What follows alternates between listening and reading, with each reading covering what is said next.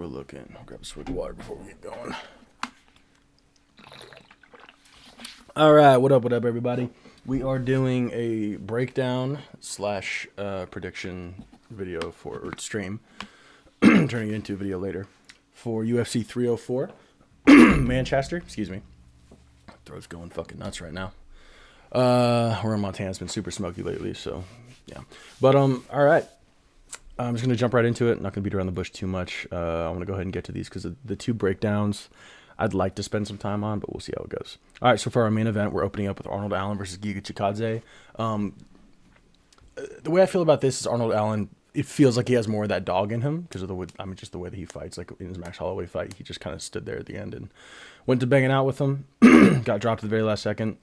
But I feel like he can pull this off. I feel like Giga's path to victory is probably just like staying on the outside, really trying to pick Arnold apart. Because Arnold seems to just kind of, he's explosive and he doesn't exactly bull rush forward, but he loves moving down that center line and kind of just pushing. Excuse me. Whereas Giga, he's an experienced kickboxer. He has a lot of, his striking acumen is super high. Very talented in that regard, but so was Arnold. Arnold slaying and bang. The way that he kind of busted up Dan Hooker was something else. But yeah, I think I'm gonna go Arnold Allen KO TKO round. Was it probably a 3-rounder? So I'm gonna say round 2 or 3, because he tends to kind of wake up a little more, like later in halfway to later in like round 2. He likes to get all his information in round 1 and stuff like that. Though we have definitely seen him before kind of, open up in round 1. I think he's more likely to do that later on in the fight. Giga, probably a little bit the same, but he'll be a little bit more, he'll throw certain things that are longer earlier in the fight to kind of get his range and all that. And yeah, I don't know. That's my prediction. Arnold Allen, round 2 or round 3 KO TKO. Though we could see a sub. Arnold's got a ground game that not a lot of people really pay attention to. It's not anything crazy or spectacular. I'm not exactly sure what belt he is, but he's shown some things that that make me believe like, okay, well, he's not uncomfortable on the ground. All right, next up we got RoboCop versus Christian Duncan. This is interesting. I wonder why they're opening up with Arnold Allen and Giga, and then the next one is whatever. I'm gonna go RoboCop. Dude's just a fucking killer. He goes, you know what he's gonna do, you know how he's gonna do it, and you can't do shit about it. He walks you down, he punches you in the face, and you fall to the ground. That's what it is. And I believe if memory serves, was it Njokuani? No, I think he beat Njokuani. I can't remember. But no. Njokuani didn't even fight. What's the other dude's name? Oh God, I can't remember. Either way, I saw a fight where with RoboCop that he was kind of like getting touched up a little bit from the outside. So if he can just get across that void and get across that gap early in the fight and really just find his range, it seems like when he has his range, he's chilling. He's good. He's got it. He can get back in there really quick, even at the reset, like the round resets and everything. I think he's fine.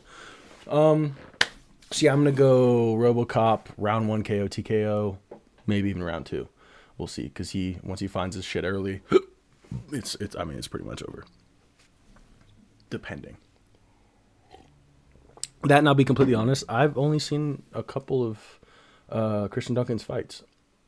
I'm not sure. Yeah, I don't know. Not super familiar. He is the favorite. And Arnold Allen, he's minus 235 favorite. Okay. That's not crazy, but it's 235 to 190, so he's a slight favorite. I still got Rodriguez. All right, next up we got King Green versus Paddy Pimblett. Has he officially changed his name from Bobby to King? Like, has that happened? Also, these guys are even on the with the odds makers and everything. Okay, let's start with Bobby Green. So Bobby Green's last performance was fucking incredible. I am a massive Jim Miller fan. I like Bobby Green. I like his fight style. I like how he smack talks in the fight. I don't like him talking outside the fights. Listening to him talk is kind of the most fucking annoying thing ever. I don't know. It's obnoxious. But I like the way he fights though. He kind of just comes out there and he's got this like G fucking swag on him, and he just slings and bangs. And he beat the brakes off of Jim Miller in their last one. God, that was hard to watch. But yeah, so King Green obviously known for his hands. He's got incredible hands. He can touch you from pretty much anywhere, in any amount that he wants. If he wanted to throw together a 6-7 piece combo, he could. I believe he has. I couldn't name any fights specifically. It's Bobby's got so many fights. He's got what 50? No, almost 50. 40, 48, 48 math. I can't math. I'm gonna not try. He's got almost 50 pro fights. Paddy Pimblett. This guy is such a wild card to me. I don't know because it feels like this is going to be a really weird kind of comparison or like way to explain this, but it feels like Paddy Pimblett is a jack in the box. And whenever the jack is out of the box and he's showing his skills and he's comfortable, he's pretty incredible. He's really fucking good when he's on. But when that jack is back in the box, he pops it out and puts it back in a single fight. Like he kind of just goes back and forth. It feels like he doesn't know whether or not he wants to be good. And so when the jack is in the box, it feels like he's this like journeyman kind of like not really skilled, doesn't belong in the rankings type fighter. So it's super polarizing because maybe I don't know, but it's super confusing because when he's on, he's really good, and when he's off, he's not. And I feel like for a fight like this with Bobby Green, he needs to be on. He needs to get the first round out of the way in the locker room. He needs to really freshen up or make sure he comes in there fresh and nice and warm, nice and loose. That way when Bobby starts stringing things together, Paddy can see him. So like I also feel like Bobby's one of those guys, he's one of those fighters where it's easy, but it's also difficult to replicate what he does because it's kind of just his thing. Whereas you could get a karate guy in there that just keeps his hands low, kind of like face forward a little bit more as far as their body is concerned, because karate guys go like the side, like back and forth bounce. Bobby's not super bouncy. He kind of like shuffle steps towards you a little bit, and then he'll kind of like, well, what? And he'll feint a lot with his hands. So I feel like if Paddy trains with a lot of karate guys in this camp, he'll get used to the hands down thing and like that. And also like looking at center mass. That's why whenever you're like fighting or something like that, you shouldn't look at somebody in the eyes, especially if they kind of have like that old school kind of karate style where they keep their hands super low and they're like really bouncy. Because if you're looking at their eyes, if you're looking directly at their eyes and not their torso, you're not going to see the hands as much. They'll be there. You'll know they're there. I'm pretending I'm looking in your eyes. You'll know they're there. But when they start coming, you can't really like that. There's slightly less time to prepare for it, if that makes any sense. So, yeah, I feel like you could get certain looks that are specific to Bobby Green, but also it's fucking Bobby Green. He's gonna, or King Green. I don't. You never know. With that being said, they're even on the to the odds makers. I think I'm gonna go Paddy Pimblett decision because I see Bobby Green's not dumb. Like he'll stand and bang with you, but I also feel like he's gonna recognize Paddy's kind of a wild card. He's gonna be like, okay, he's either gonna throw some crazy shit like a flying triangle, or just kind of stay reserved a little bit. Because like Paddy's shown that like in the Jared Gordon fight, which I personally thought he lost. Whatever. Cage control time is a thing. Jared Gordon fight, the Tony Ferguson fight. The Tony Ferguson fight was a good fight. Don't get me wrong. But he showed moments of patience and kind of like being reserved and like biding his time, which is a good thing for Paddy. But when you have a guy like Bobby, who's like, "Hey, I'm stepping into the fire, and you will be coming with me," you kind of have to get ready for that. There are instances. There are definitely instances where you can avoid it and you can not step into the fire with them and just kind of frustrate them and, pick them apart from the outside. That's where I feel like going back to the whole like karate style, like the hands down thing, I feel like Bobby Green or King Green would have a really, really hard time with somebody with a similar style. Like if he fought like an MVP type or Wonder Boy type, somebody who's long, who's rangy, hands down, back and forth, kind of like bouncing, like karate style, I don't think he's gonna have a good time with that. I mean, we saw that in the Jalen Turner fight. Jalen Turner doesn't have that specific karate style, but he's longer, he's rangy. Jalen Turner is also a fucking weight bully. That dude needs to go up to 170. Son of a bitch. But I'm gonna say Paddy by decision. If not, I'm gonna say Green by KO TKO. Because Paddy also gets hit. Fuck, Paddy gets hit. Shit. Yeah. I don't really know. It's split. All right, I'm gonna stick with Paddy by decision. All right, so we got the co-main. This is where we're gonna start breaking stuff down too. So we're gonna go back to my channel. We're gonna go. That's across my channel. I don't want to go there. Oh no, I should have had this ready beforehand.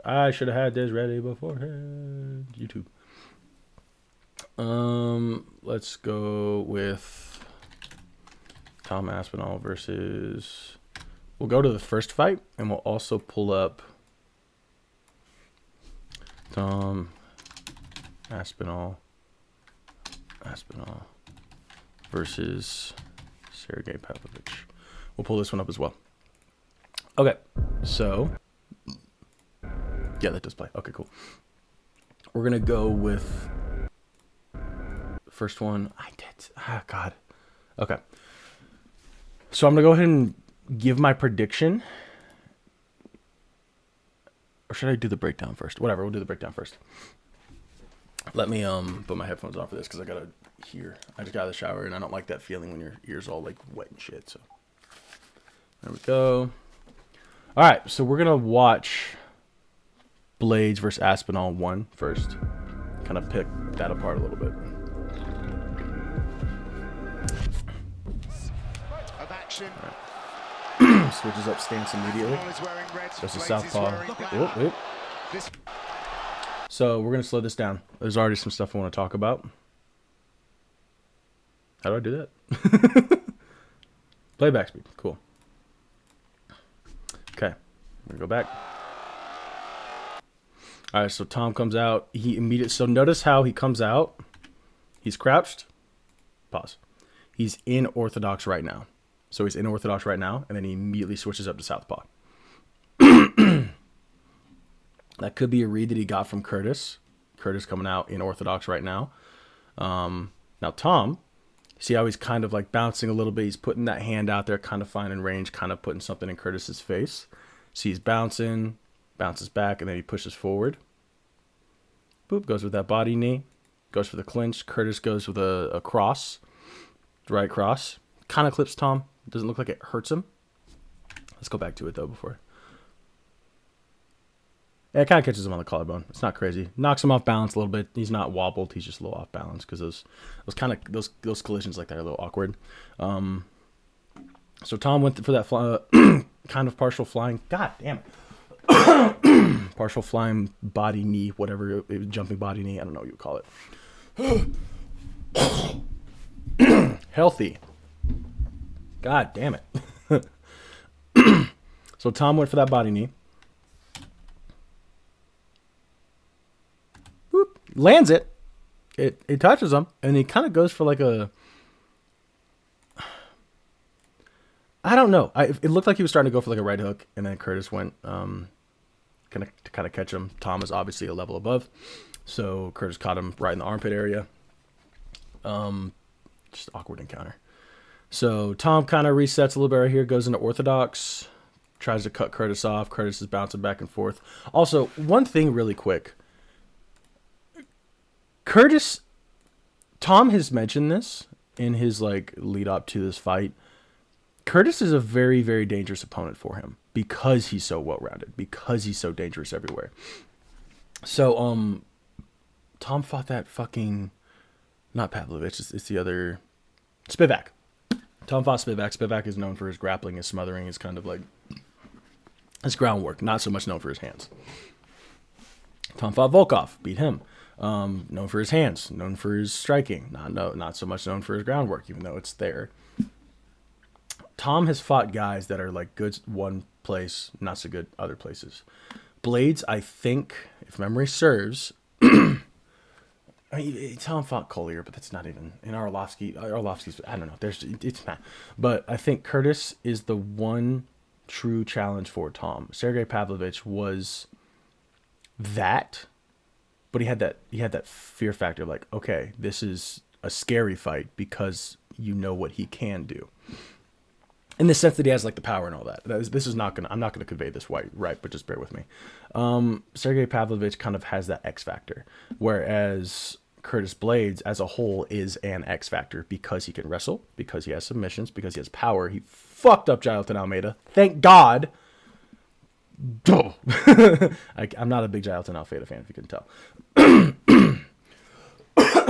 Excuse me, Jesus. Like I said, the smoke's just been getting to me. This is going to be a really a true test for Tom Aspinall, and I think he definitely can beat Curtis Blades it's going to be a test for Tom because he's so well rounded. So let's just jump back into it. Boom. Okay, so see how Tom he resets here, goes to cut him off right here.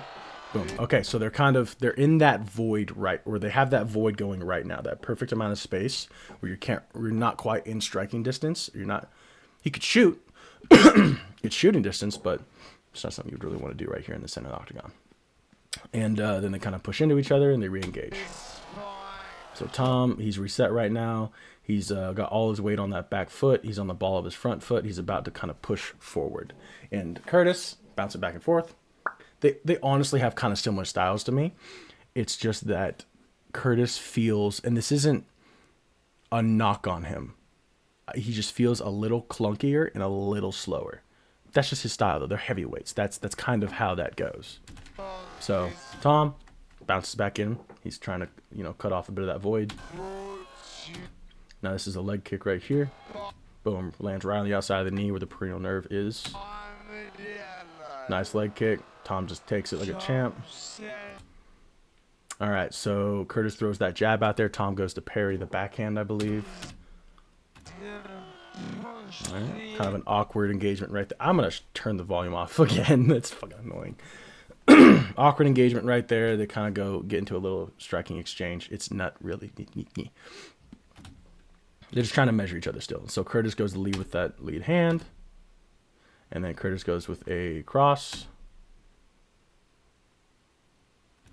Okay. Nice, beautiful back low kick from Tom Aspinall. Boom. So right here, this is what Tom needs to do early. As a fighter, you never know you have the range until you land something like this. Tom's very, very good at getting the information early on in the fight, within the first 10 seconds, like we see right here. Tom's eyes are closed, which is not something you want to fucking do when you're fighting somebody like Curtis Blades, who can put you out in one shot, really any heavyweight. But hands are down, eyes are closed, but he throws that outside low kick, that back leg low kick. Lands, boop, right there on the thigh. Beautiful. Both those, the 1-2 misses from Curtis. Tom doesn't need to risk that. It's another thing I kind of noticed with him. He's willing to take one to give one if he has to, but he also has fought in a way that leads me to believe that he would rather not. That makes sense. So they reset right here. They have that void established. Space is there. All right, Curtis feints the shot. Tom does like a partial level change, reads it really quick. Boom. Outside leg kick, cross lands, then the knee. Boom. Okay, so what I can kind of gather from this. Yeah. Also, I'm sorry. In a competition setting in the UFC, this should not be a win for Curtis. I understand Tom injured his leg. Let's go back to it. See, that's the thing. He didn't even... He stepped back onto it. That should not be a win for Curtis. Nothing against Curtis. I actually really like Curtis Blades. I think he's fucking nice. But dude, no contest. Like what do you mean? 13 seconds in? Like what is this? I don't know, man. I'm sorry. It just doesn't it's not it just doesn't feel right. So yeah. Whoa. So to kind of break down this fight, Curtis was using the 1-2 a lot. He was using fundamental boxing. He was using his hands really well. He was out of range for a lot of them. Nothing really landed clean. But you could tell he wanted to box with Tom. He wanted to use the fundamental boxing. Landed a low kick initially. solid low kick. Kind of take Tom's movement away. If I was Curtis, that would be my plan, is to go in there, chop the legs, take his movement, take his power, try and slow him down as much as I can. Work the body, work the low, leg kick, kind of lead him believe that's what I'm focusing on. They come up to the head, touch him in the head a couple times, boom, switch back down low. So mix it up, keep Tom guessing, and also take away his abilities. I also think that Tom teases that void a lot. So like the void area, the space in between them when they're reset and they're kind of ready to like re-engage. Excuse me. Tom teases it. So he'll bounce. He's really bouncy. I have kind of a bouncy stance too. So he'll bounce in and out. He kind of does this stuff. He'll bounce, bounce, bounce. He'll, with the feints, he'll lead you to believe that he's going to break that void at any second, which also keeps his opponents guessing. So that's going to be another issue for Curtis as well, is that it's going to be the most intense game of chess.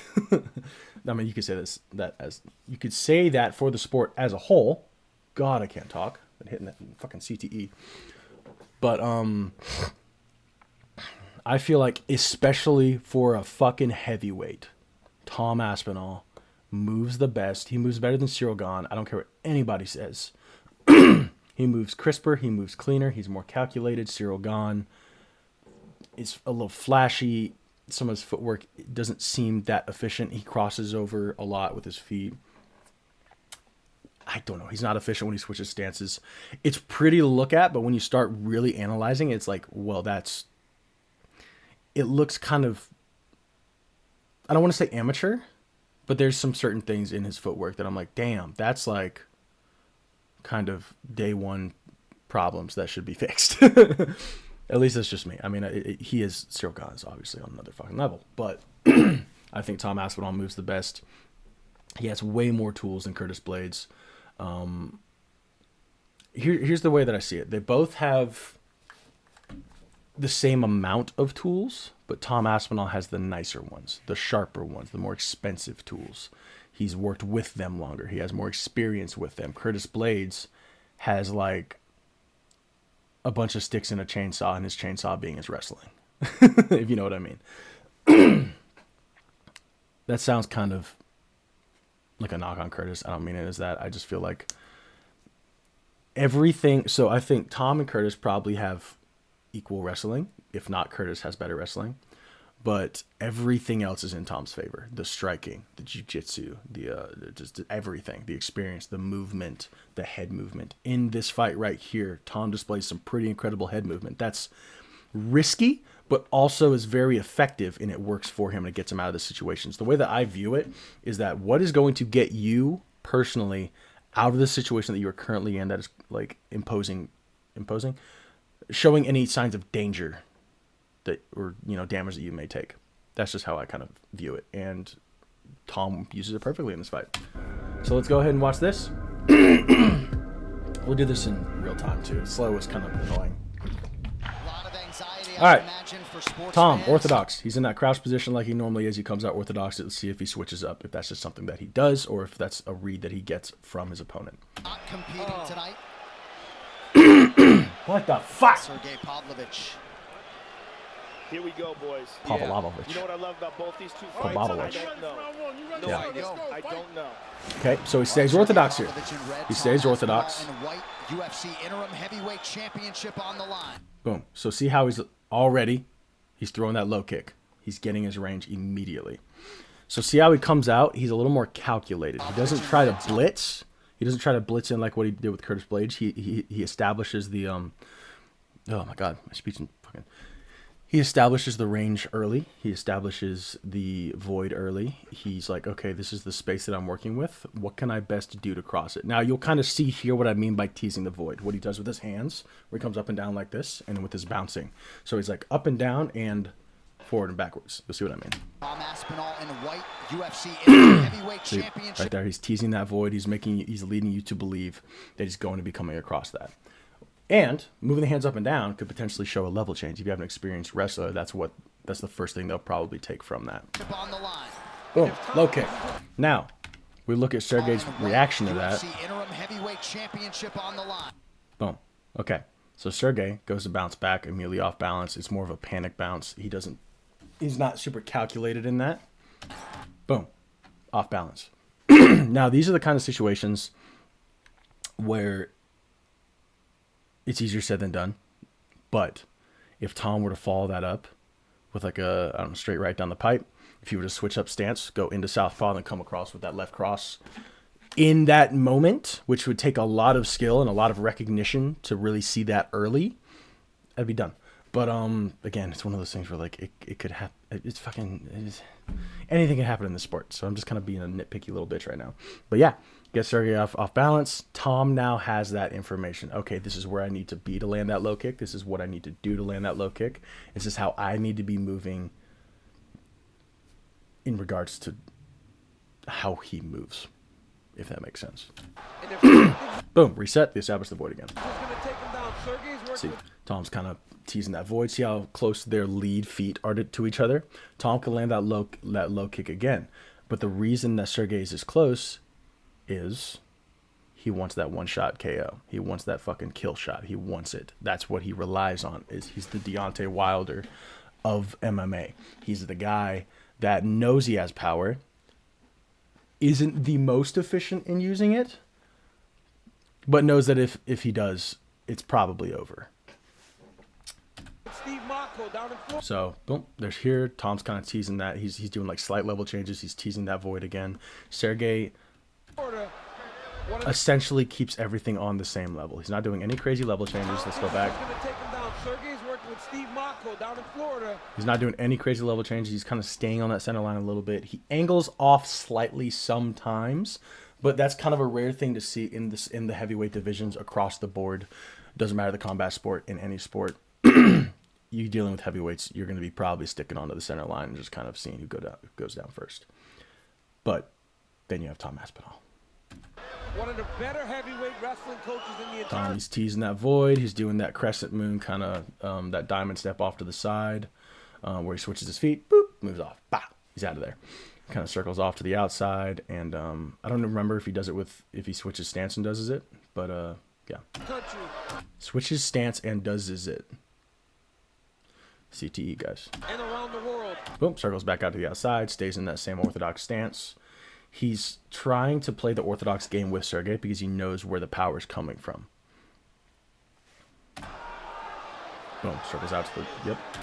And now he's kind of just like, boop, teasing that void, teasing the void. Or no, sorry, orthodox, teasing the void, teasing the void, teasing the void. Bah, circle, tease the void. Where am I going? What about? Where am I going? This way? That way. He's a walking magic trick. We talk about Pavlovich. Boom, feints. Beautiful. Size, but DC, Tom went to parry with that I backhand. walked into the fighter meeting and you said to him, "Man, you are enormous." Boy, he looks so much bigger in person. Right? Nice front kick. Didn't land. But it's because he's a... That's what Tom needs to do against guys. Or that, honestly, in the heavyweight division in general, like we saw with Cyril Gane, Taito Ivasa, we kind of saw it there where if you use those longer strikes, I'm pausing it like every second, I know, but I want to break this down. When you use those long strikes, nothing particularly spinny, you don't want to throw spinning side kicks, spinning heel kicks because of the danger that could be coming back to you, and also because of how potentially slow you could be because you're moving all that weight in your leg. You want to throw front shots down the middle. You want to throw high kicks. You want to throw body kicks. You want to throw long shots to keep them at bay. Then when they have that sense of security and safety, it will be false. And you can land something with the hands and put them down. It's essentially what Tom does in this. A little taller. He's circling off, moves back and forth. Beautiful footwork. Low kick again. Okay, we'll go back to that. This is my least favorite thing about Tom Aspinall right here. That's not what you use. Okay, low kick right there. He keeps that backhand up, or that lead hand. That's the lead hand because he's in orthodox right now. The backhand is under his ass. Boom. Okay, reset. Beautiful reset. Okay, so Tom goes... Oh, did he land that hook? Tom lands that lead left hook. And then... Oh, man, I should have kept it right there. Long and lean for the heavyweight division. I'll get back to that one frame and then we'll pause it That's not again. what you use. Boop. To see it. Boop. Okay. So see how his backhand is low? It's essentially like at his nipple. When you're fighting a guy like Sergey, and Tom probably knows this too. There's a saying, or there's like a thing in combat sports where 30% of your skill goes away when you get into a competition situation. You can look phenomenal in the gym, but it's all about when you're under those lights.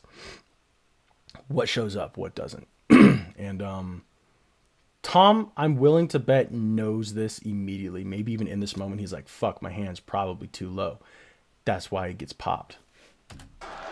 Boom. He gets popped. He kind of gets he gets wobbled briefly. Kind of jostles his mouth guard a little bit. It looks like he's got an aggressive underbite right now. You don't want to do that with guys like Sergey. They'll put you out. And then he comes with that right cross. Tries to, seal the deal. Tom gets out of range. So this is, and right here, he's kind of crescent moon stepping off to the side. Tom's hand is up because he has learned his lesson. And you'll see he'll start to keep his hands up a little more. He'll be doing that more actively. And this is where he starts to kind of use that head movement, because not a lot of people know Tom's boxed. He is looked at in some circles as a boxer. I mean, obviously that's not all he does. He's fantastic everywhere, but yeah, let's get back into it. Boom, circles off to the side. He's getting close to the cage, so I think he knows that, so he's trying to break off at another angle. Sergey's kind of cutting that off. Boom, see? Head movement right there. Yep. Angle. Boop, boop, up. Where am I going? Where am I going? What am I doing? He kind of leads Sergey to believe, and then Sergey kind of swings into the void that Aspinall is creating. So there's the void that you have when you're in neutral standing position between each other, and then there's a void you can create by moving into it and then quickly moving out of it. Tom did that beautifully right there. He puts his head right here. He's like, hey, motherfucker, come get me. Sergey goes to throw. Tom reads it. Boom, he's out of there. He created that void that is now space that Sergey's taking up. And see how Sergey's body kind of moves in that direction more so because Tom led him there? That's good head movement. That's good body movement in general. Sergey tagged him early. Boom. He goes to reset. Takes the center of the octagon again. Yeah. There you go. Now, hands up. See that? But he knows. Pops that jab out there. Where's that hand? Holding the phone. He's on notice now. Yeah, he's on notice. Toyo Tires. Nice high kick. Now, watching this high kick again. He's on notice now. Yeah, he's on notice. Toyo. Wide open. Look at that. That's easy pickings right there. If you had somebody that was quicker and was a way better striker, like an Alex Pereira or something like that, he could get touched here. And watch how his lead hand, watch how far it swings back. So it swung back kind of down by his side. So that's, again, I'm sure Tom knew that. I'm sure Tom recognized that in the moment. You can't be doing that, dude, against somebody like Sergey too, because if he decides to take that kick, X-block that kick, and then push immediately, he's in his range. He can touch you so easy from there. So there's little tiny mistakes, but that's why Tom's speed is so important, and we'll get to that in a second. Tires, official tire. Boom. So he kind of fades that level change right there. We'll go back to it. I'm sorry. I love watching Tom Aspinall fight. I could break this down all day. He's on notice now. Yeah, he's on notice. There's a high kick, boop, right there. Okay, he does a slight level change to lead Sergey to believe he might. Sergey's thinking, okay, he might shoot. So what that does is it kind of pauses Sergey's movement, and it makes him kind of stay in the same position for a millisecond longer. That way, Tom can break out, get back to range. He can get in a safe position, and then give himself a reset. He's controlling the fight. Of UFC. Nope, pokes that jab out. Look how fucking fast he is. God damn it, I'm pissed. And that backhand is up. No, backhand's down. Aspinall's father, Andy. Ah! God, I love it. Oh, that's the shit I'm talking about, motherfucker. All right. We'll go back to that jab, too. Let's see where it was. Okay, it was definitely before this. Why did I do that? Motherfucker. Right. Oh, yeah, here we go. Boom. Okay. Here we go. Cool. That has been y'all's father. Okay. So Tom rolls beautifully with these punches. Sergey comes in with that jab. It's kind of a looping jab, swinging jab-ish, like a hook. I don't fucking know. Reads it beautifully. Hand is up, but it's not in like it's not in the most efficient area. I think he just wanted to create that space. But I'll get to the downside of this position here in a second. So Sergey comes across with that jab. Now, here's the problem with this. Where's Tom Aspinall's weight distributed? Backwards. Right now, the heaviest part of his body is his chest, and he's throwing it behind himself, if that makes sense. So essentially, his shoulder is almost lined up with his back foot. That means if Sergey were to land something here, there's a really good chance Tom could go down regardless of whether or not he was rocked. If he gets touched, he could probably fall back because that's where his weight is already moving. And Tom is planted right here. Tom probably got the read. His legs didn't really kick in. Probably, I'm assuming. But flat-footed here. He's heavy on his feet because he's carrying that load. Because when you're heavy up top, you have to kind of support it with your legs. So it's like he's got concrete in his feet right now. So boom, and then he rolls beautifully. So now he's starting to step back. It's a little too late for the footwork, but he makes it work. Boom, beautiful. Beautiful shoulder roll.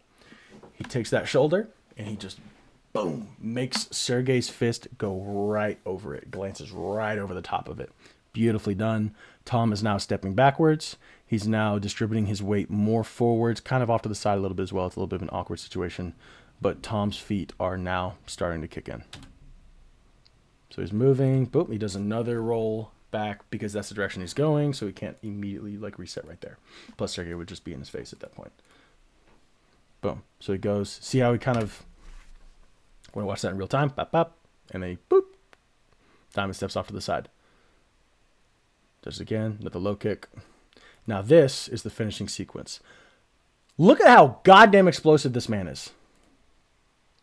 Oh, we're full screen now. Okay, so that we're gonna go back to it. I love watching this fucker fight. All right, he's reset here. He throws a jab, and then he comes across with a cross. Boom, jab lands on the chest. Tom is fully committed to this engagement right here. He's fully committed to the attack, so his defenses are down. Fair. Tom can do that with his speed, which we'll get to in a second. Right equilibrium shot. Perfectly placed shot. That's the left side of the head. Perfectly placed shot right above the temple. Gorgeous. Wobbles him bad. Tom reads that. Throws another shot. Bank. Same placement. Maybe a touch higher. Sergey goes down. From here. Also, I should have increased the quality. Just hammer fist. Sergey's done. That's it. So we'll watch that back in real time and with volume. He's been at essentially every training session since Tom was 8 years old. Those leg kicks will pay dividends. And they both get knocked out. So here's the thing about Tom. The thing that frustrates me most and the thing that I love the most is that if he commits, when he commits, he gets it done. Like he just needs to believe in the moment, in his abilities in that moment in time. That's a dope shot. He's much faster than these guys. That's why I believe his defense fundamentals are to keep your hands up at all times. You want to defend yourself at all times. That goes without saying. A guy like Tom Aspinall should be doing that because he's in the heavyweight division. But also, if he feels confident enough in his speed, if he can move and like his head movement is there, and that works for him, fucking use it. He's clearly shown that he moves way quicker, way more fluid than these guys. He's got some awkward moments, but that's the feeling out process. That's what you go through naturally in these fights. Once you find your rhythm, once you find your range, once you get all the information you need, it then it's just a matter of time at that point, and that goes for anybody. But obviously, and again, in this sport, anything can happen. But a guy like Tom Aspinall who can dial himself in so quickly, ridiculously quickly, I think he's John Jones' kryptonite. I think he beats John Jones. I think he beats him handily. Fuck it, let's go into this. All right, so John Jones, who's he always had issues with? Technical, talented strikers. Gustafsson won. Fucking Dominic Reyes. What was the other one? Thiago Santos. Owen St. Preux had some success. These guys touched John Jones, and it took something away from him in those moments. Tom Aspinall is faster than all those guys, and potentially can hit harder because one, it's heavyweight instead of light heavyweight. No, I think he does hit harder than all those guys. And he's way more technical. He's way more polished than all of them. He's way more well-rounded. And if Tom and John go to the fucking ground, it's not a surefire, oh yeah, Jones is going to win, like it was with Shogun. Tom's got a fantastic ground game. He's been a black belt for a long time, I believe, in jiu-jitsu. He's been training since he was a child. It's not going to be as easy and like clear-cut as people think it will be. With that being said, I think Tom beats him, and I want Tom to beat John Jones. I think John's had his time. I think it's going to be a perfect passing of the torch. Plus, I don't like John Jones. I think he's a fucking scumbag. In my opinion, a little sidebar.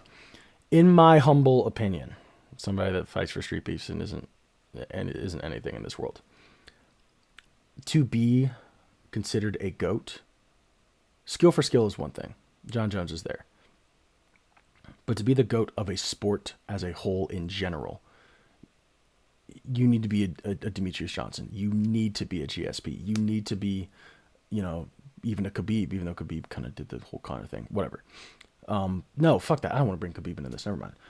You need to be a GSP, Demetrius Johnson, somebody that's an actual respectable character, somebody you can look up to. That is an inspiration. That is a role model in that sense. John Jones isn't a fucking role model. Like, if you follow what he did, it's going to take you down a dark path. And for certain people, these types of people are different. But I think to be considered a GOAT, you have to be dependable. You have to be respectable. You have to have a reputation that is positive and not partying all the fucking time, cheating, just being a complete dickhead like John Jones was. Running into a fucking pregnant lady at a stoplight at early ass in the morning because you're hungover as shit, and then you flee the scene, then you go back for your weed pipe, and then you flee the scene fucking again. That's not GOAT shit. All right? That's dickhead shit. That is high school bullshit. God, I can't make this clear. I don't consider John Jones the GOAT. Again, skill for skill is a different thing. If you just can pound for pound, yeah, John Jones takes it. Maybe not so much nowadays. I think Islam's higher up on the pound for pound because of John Jones's inactivity. Dana White's whole argument to John Jones's inactivity is complete horseshit. He's just sucking his dick. John Jones isn't the GOAT to me, by any means whatsoever. I would easily consider Mighty Mouse more the GOAT. And there's a whole argument like, oh, name one of his defenses. How did he handle that division? Pound for pound, how did he handle that division? You want to bring in the pound for pound talk with DJ? Think about it. If you had a John Jones sized DJ going up against John Jones, who's winning that fight? DJ. I don't think there's a question. I really don't. And also, DJ was smaller for the smallest division in the UFC. I'm sorry. I think Mighty Mouse is the GOAT, along with GSP. GSP's there as well. But yeah, I think Tom Aspinall beats John Jones. Dana already confirmed whoever wins this fight is going to be fighting John Jones or Stipe. I think if Curtis wins by any means whatsoever, I think he could also potentially beat John Jones. That would be a more competitive and a harder fight for him, though. I think John Jones is a hard fight for anybody. I think it's going to be a hard fight for Tom. But I think Tom kind of has more instinctual, adaptive traits, if you will. And he's a lot better at reading people like that. Yeah. That is about all I have to say about that. Let's go to the main event now. We have Leon Edwards versus bitch-ass Bully. I don't like Bilal Muhammad. I think he's cringy. I think he's annoying. I do believe that he deserves his shot. I don't think he's gonna get it. I really do not. I think he's 36. Okay. All right. Oh wow, he has more significant strikes landed per minute. Oh wait, I didn't even read any of this shit. Fuck, I'm a dumbass. Okay, we'll just break down for the Leon and Belal fight. I'm gonna go ahead and say it. I think Leon beats him. I think Leon knocks him out with a head kick. Let's go to their first fight.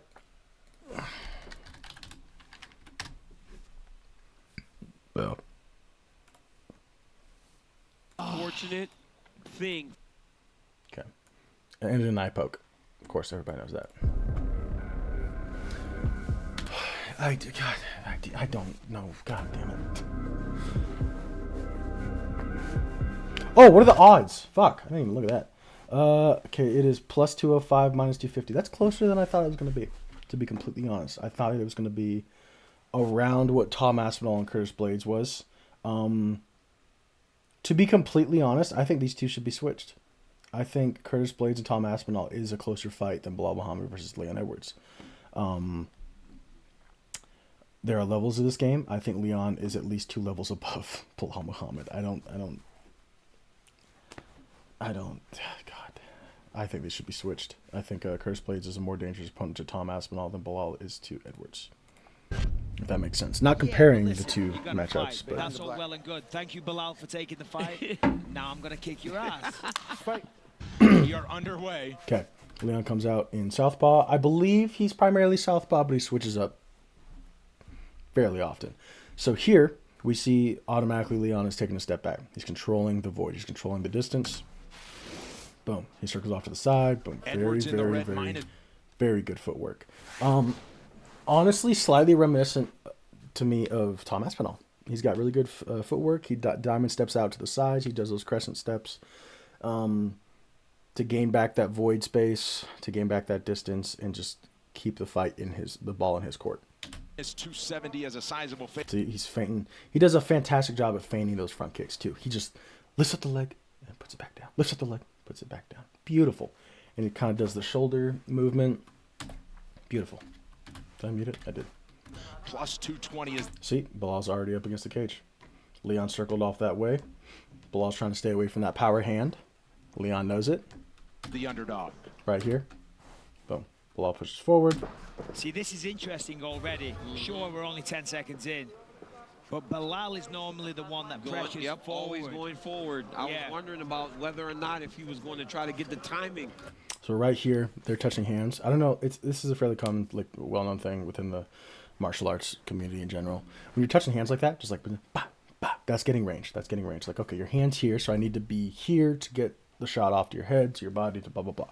If you can touch something, you now know how far you have to move to get to it. So say, for example, you're touching his hand, you get that range, and the next round you come out and you're a little farther away this time, but you now know you have to step in a little extra to get a longer shot off. Or the shorter shots. You're getting your range.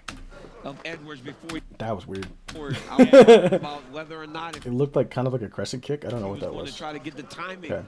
So Bilal's doing this weird, like, kind of hop step in, like right here. I think this actually might be it. Bilal, I think, might have,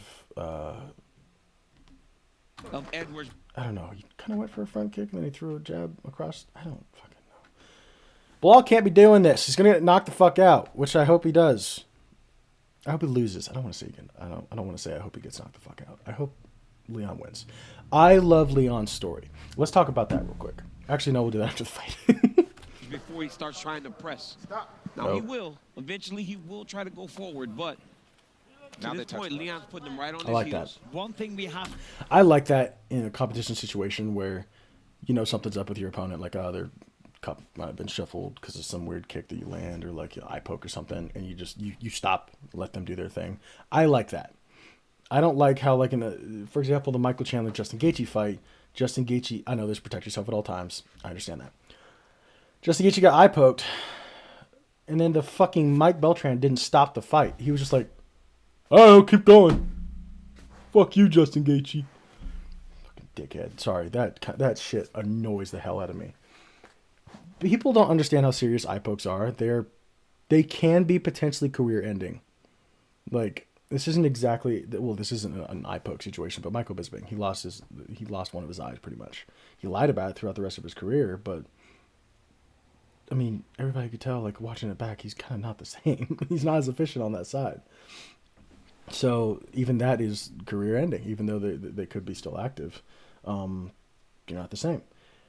And for a dumb fuck like Mike Beltran to go in there and be and watch an eye poke happen, or a graze, whatever it was. I think Michael just like went to SWAT, like Perry.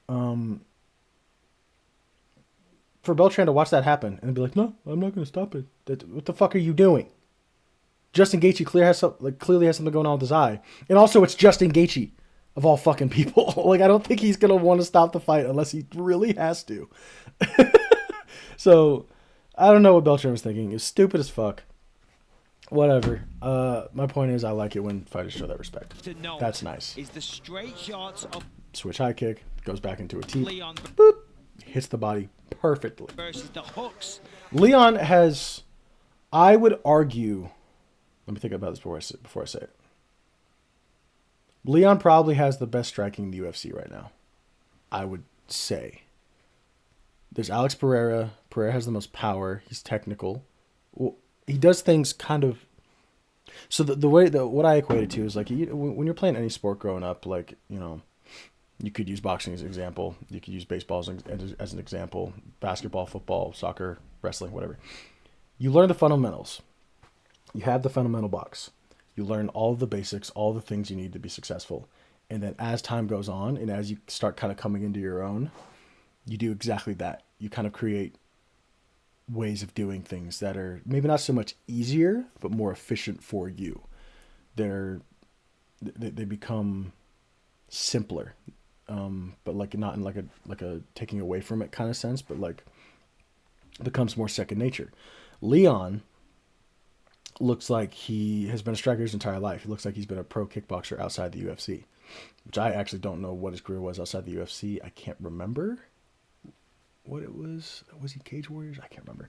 But Leon looks like a guy that knows what the fuck he's been doing since he was a kid, since he was a baby. And I think he has the best striking in UFC as far as like technical prowess goes. Like, I think Charles Oliveira has fantastic striking. I think his striking slept on a lot. I mean, you've obviously got like Izzy, like I said, Pereira. Tom Aspinall has really good striking. Leon just looks more like a striker. He has those fundamentals, but he's made the fundamentals his fundamentals. He hasn't turned it into something that's completely his own.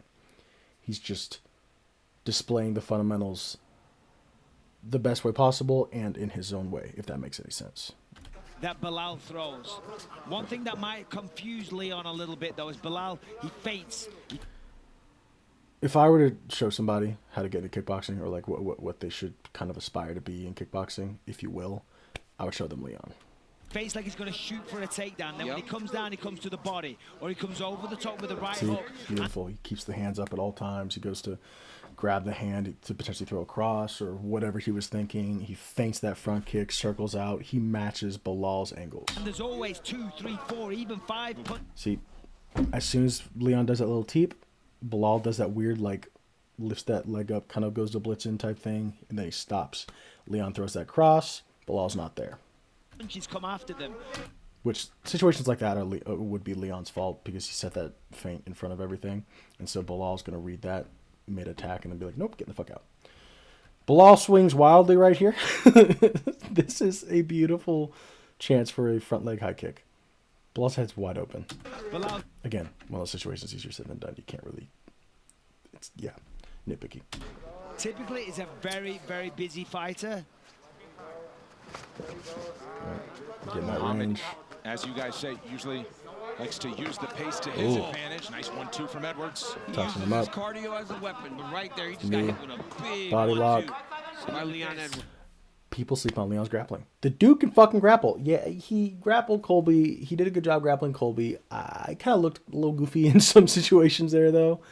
Because when Colby like kind of started getting a feel for it, he was like, okay, I'm just going to go ahead and reverse that real quick. But fuck Colby, by the way. Leon can grapple, though. He took down Kamaru Usman. Like, Leon's fantastic. What a journey back to the octagon Goes for for that Leon over-under. Edwards.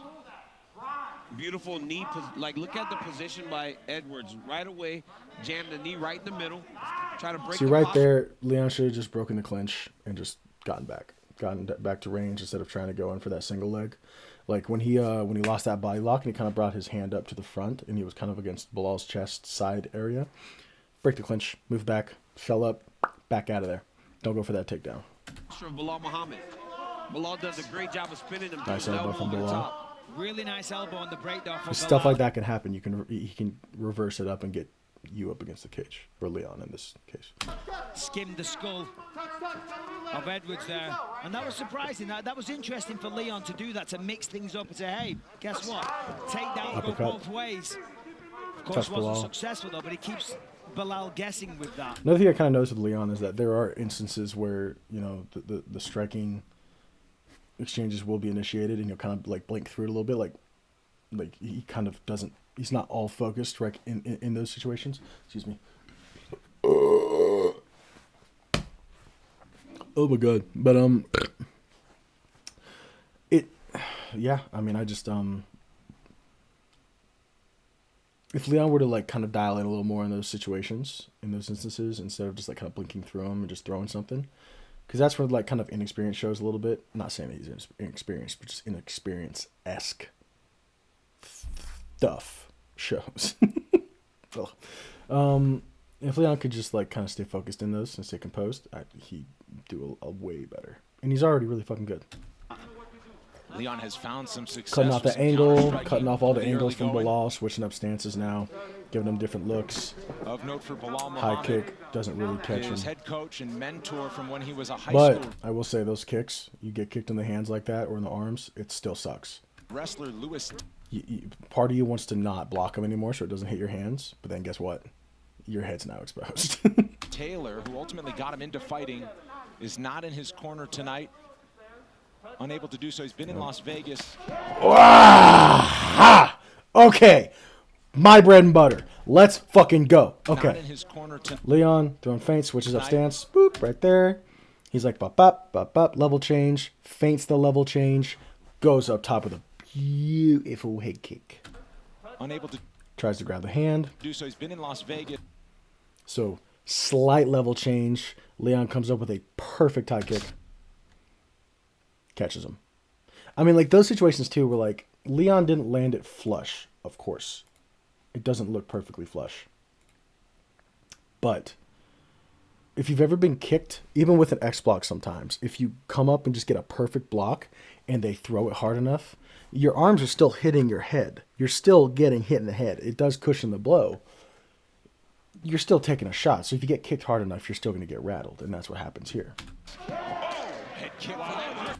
Bilal does block it, but not great.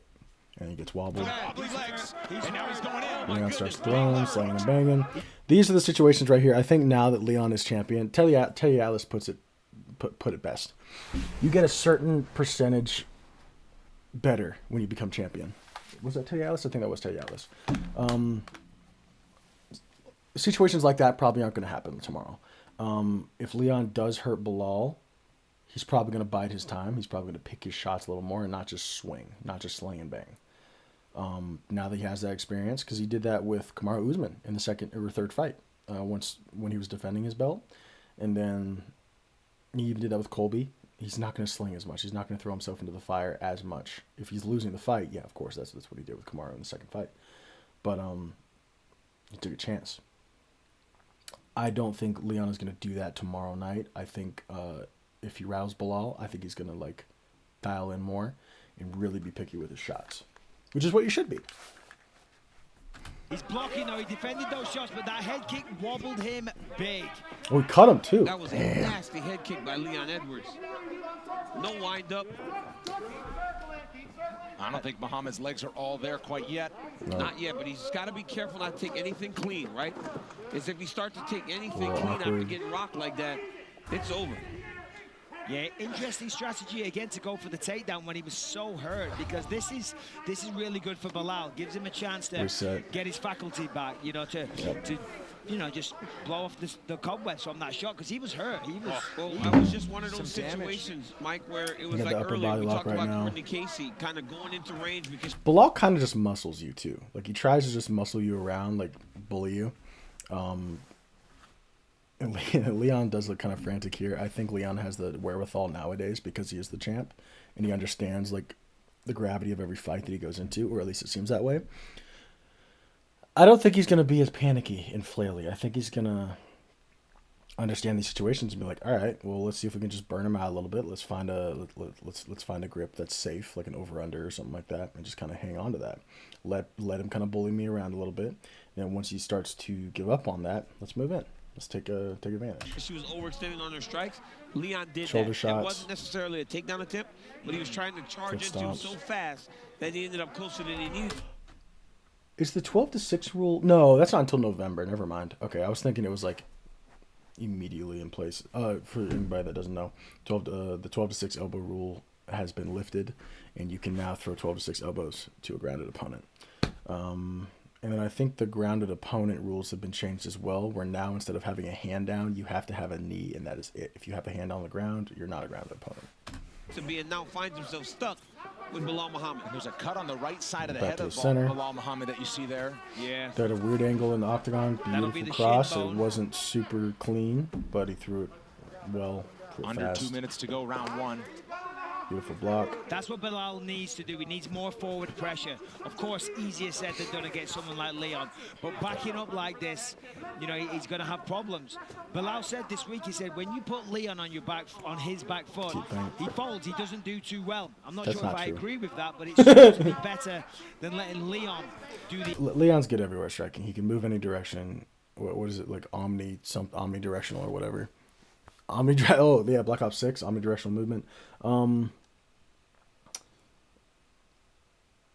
Yeah, let's just keep going. advancing. Nice Leon body is kick. constantly switching stances, man. Eye poke here, and time called by Herb Dean immediately. Mike Beltran. Learn. Come here. Watch your fingers, okay? Keep doing it. This is fine. But keep him off his face. Let's fight. Back underway.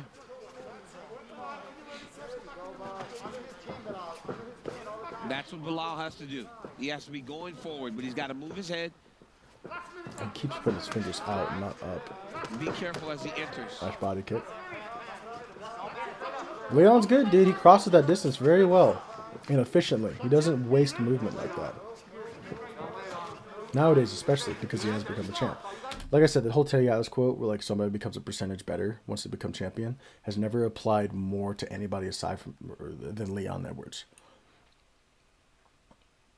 You probably won't see Leon make little mistakes like this. Like he'll move, he'll kind of stutter step a little bit, and then he'll move into his combos and attacks. Tomorrow night, we're probably going to see a clean, crisp, no movements wasted Leon Edwards. Which, when I say he doesn't waste movement, that's what I mean like now. Back then, this was 2019, 2020, 2020. Yeah, this was 4 years ago. It's not. I do believe somebody can evolve in that regard in that amount of time. Feints, Bilal's biting on all of them. Abbott That trying was a to nice jab his jab. way back to 1-2. center. Quick 1-2 from Rocky. Pops him. We're seeing a difference in power Pops as him. well. When Leon connects, it's doing significant damage. Yep. Yeah. When Belal connects with respect, Leon's taking them a lot better. Yeah. It doesn't look like Bilal's hurting him that bad at all. Bilal's kind of got like coldly striking where he just touches you, I mean, touches you, Edwards is touches you, just so touches you. relaxed in there. He's not loading up. Everything comes Not a from lot where of it needs knockout to power. be. I mean, dude, the Sean Brady fight. He didn't knock out Sean Brady. That was a weird fight. I like Sean Brady. That was a weird fight for Sean. But Bilal did a great job. He capitalized on everything. He took advantage of those And situations. he lands, and he's so quick. He sees Weird everything. crescent kick. I don't know what that He was. fights with That could have been a zero takedown, emotion. but Yeah. You know, it's a job in there. nice hook. Heavy exchange. Look at a High shuck. impact Why is he inside throwing as the final spinning seconds shit? Around 1 tick away. Leon's gonna read that and eat that fucking alive. Back ready for Round 2, Bilal Muhammad took some. Okay, first round. Leon got a lot of information. He should have gotten more. I think he should have been a little more patient. But then again, he did rock Bilal in the first round. So that kind of probably did get him amped up and excited, which makes sense for him to be fighting the way that he did in the latter half of the round. God damn it? I keep having this thought that comes into my head, and then when I start like talking about something else, I forget it, and then it comes back, and then I forget it again. Leon has the ability to pick and choose his shots from where he wants to be, how he wants to throw it. Same thing with what I said about Tom Aspinall. If Leon can commit, he can be devastating. If he can commit to these shots, if he can believe in these shots, like in the Usman 2 fight, when he just threw that head kick, cross head kick, right down the pipe, knocked him out. If he can commit to these shots, if he can believe in them, he will land them. Power shots in the first round. They're playing with the void. Bilal doesn't have a fucking void. He's fucking everywhere. He's like, I'm going to squish the void. I'm going to make it big. I'm going to squish it. I'm going to make it big. I'm going to squish it. 13 versus 3? I did not realize that was the rankings at this time of the fight. Holy shit. 10 levels, whatever. Leon does a very good job at maintaining the void and also adjusting to other people's voids as well. Because like you can't just like look at any two fighters and be like, this is their void or this is the void. It's dependent on the fight itself. It's very fight specific and fighters specific. So like if you have a guy like Bilal that kind of just doesn't know where he wants to be, the void's probably about this fucking big. Unless you're at this range, then it's about 6 feet. But yeah, I mean, I think Leon does the best job at maintaining and adjusting to those the distance and the ranges and the void and all that. Still going. Muhammad was excited to have Right 25 here. minutes, test himself. He's moving with Bilal. He's That he putting the belongs in fingers these out more though. Big spots against the sport's best. Oh, another. In these Go back to that. big spots against the sport's No. Yeah, he threw that hand out and just caught Bilal. Nice body kick, Bilal. best. Another pull. Oh, it was a poke in the eye. yeah. It wasn't a low blow as he landed the body kick. Over there. No, that low blow was like right into the armpit. We've got to see the replay because last time. Oh, no. Yes. Oh my Or god, not this looks low like a blow, bad body one. kick. Oh my goodness. Hold on. Let me get a little close. Ah! Ah! God, I hate eye pokes.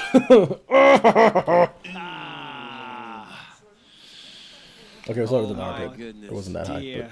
But, whoa, yeah! Oh my goodness. Hey, I got it's a bad okay. feeling. Okay, This Bilal, does not what I need sound you to do is good. I need you to relax. Relax. We'll breathe and relax and let the Fuck. doctor take a look, okay? I've seen this fight many times, but every time I watch it, it's like, ooh. Calm down for a second. Okay. Relax and breathe. Okay, hold on. Bilal, relax and breathe. The doctor needs to take a look at it. Can you open your eyes as best you can? Okay.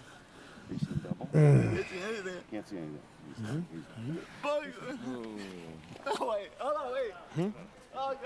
Huh? Stop. Stop.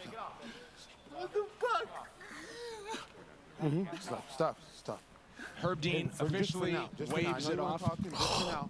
Over there. He waved his arms over his head. I saw that right? Oh my goodness. And the doctors will come in, so All right, let's go ahead and finish up breaking this down. Fuck, I feel bad for Bilal. I'm not a big Bilal fan, but I don't wish that on anybody. Eye pokes suck. I don't care how tough you think you are. Eye pokes fucking blow, dude. Leon wins, dude. I don't, especially now. Like Bilal hasn't had that much of a change or a curve in his evolution as much as Leon has lately. Leon is the champion of the fucking world. Bilal isn't. He's just climbed the ranks a good bit. He's fought some decent guys, got some wins. I was gonna say some decent wins, but he's just gotten some wins. And I don't think he wins. I really, really do not. Submission average. Leon's got more. Huh. Son of a bitch. All right. Does Patty have the orange shorts? Hold up. Do they have the? Hey, that's cool. That's kind of cool. I think Bilal takes it round 2 KO, TKO, maybe round 3. If not, he'll probably be a little patient and wait for Bilal to push in and cross that void and just be chaotic as fuck in that void like he normally is, which could potentially cause a lot of like, it could potentially be a slower fight in that case because Bilal might anticipate that as well. Leon might think Bilal will try to explode and crash through the void. Bilal might think Leon will think that and hang back. You never know. Bilal might come out just doing Bilal shit, and he might actually do that. So, I don't know. I think Leon's going to win, though. Second or third round, KO, TKO. It's like the 73rd time I've said that. They almost have identical records, too. Leon's got one less win than Bilal. That's strange. I will say, though, to give Bilal credit, he's kind of the epitome of just hard work because he's not the most athletic guy. He's not the most technical guy. But working hard has gotten him to this level, so I will give him that. But you're going up against a sniper in Leon Edwards. Yeah, good night. All right, that's about all I have for UFC. I'm going to go ahead and switch over. I'm going to play some more Supermarket Simulator because I feel like playing some games today. Yeah, thank you guys so much for watching. I'm going to go ahead and upload this to YouTube.